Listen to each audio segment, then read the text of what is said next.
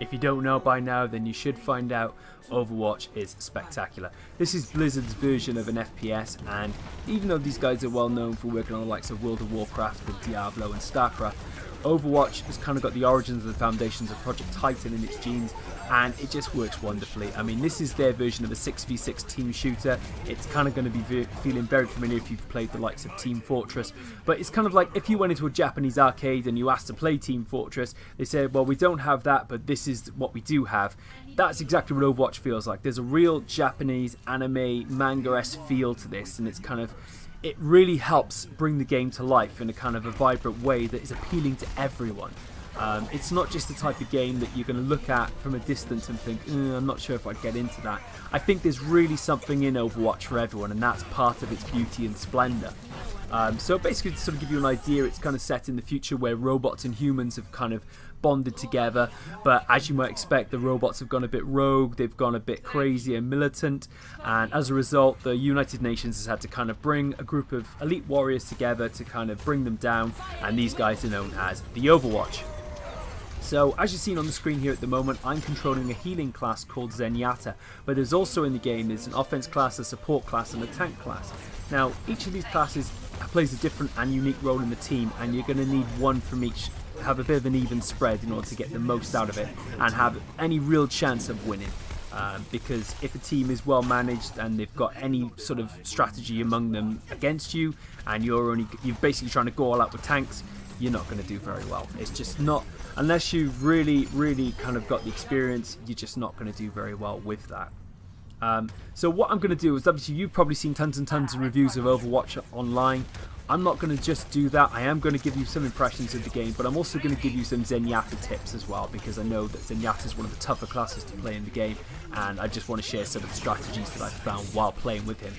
So yeah, as I said, there's 21 characters to play in the game, and they're all spread across 4 different classes. There's 12 maps as well, which is absolutely fantastic from a launch title perspective, and they're all really different as well. I mean, you've got the kind of the cherry blossom feel of Hanamura, you've got the kind of the deserty feel of Route 66, and you've even got the kind of the futuristic neon Japan feel of Volsakia Industries.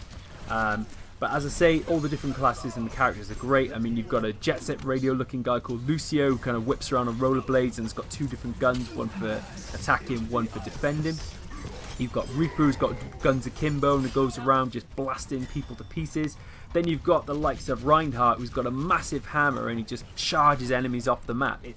The range in the game is superb, and I think that for any sort of person who's got any interest in first-person shooters or who likes playing online with people in team-based modes, you have to give Overwatch a look. I mean, it's a little limited on modes at the moment. I mean, there's no actual competitive mode. You basically only got the kind of the tutorial, the bots AI, and just standard quick play and some custom gameplay modes that come every week.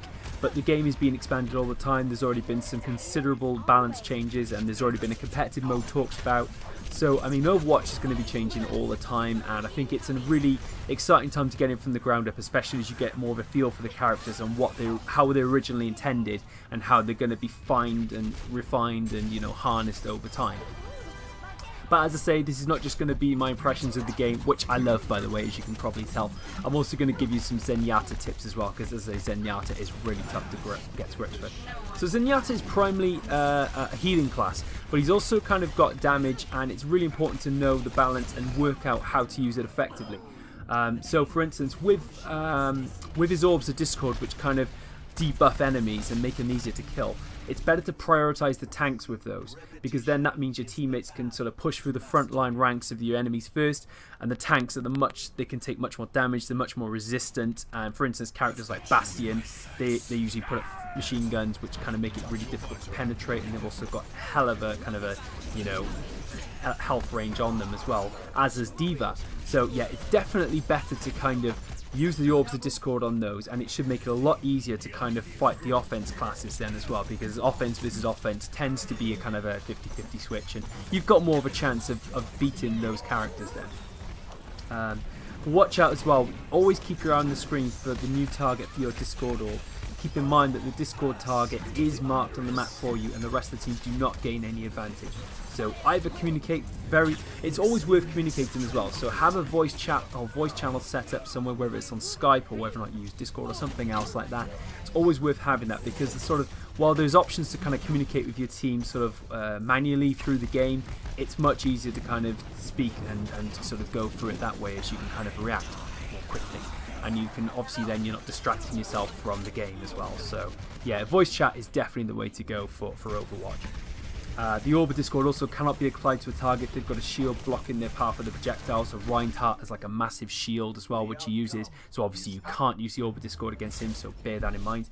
Zenyatta does also have a really low health as well, so he's not a frontline fighter. You keep him back as far as you can. Do not let him get involved in the fray and try to avoid gunfire as much as possible.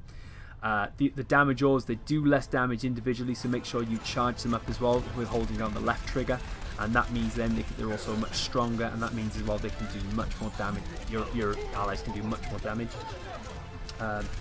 Also, you only have one single unit of ammo left in your weapon to charge up a complete stack of 5 orbs to the volley shot, and you can only have one Orb of Harmony used at any one time as an Orb of Discord, so bear in mind, keep in mind on people's healths and, you know, really use them to full effect.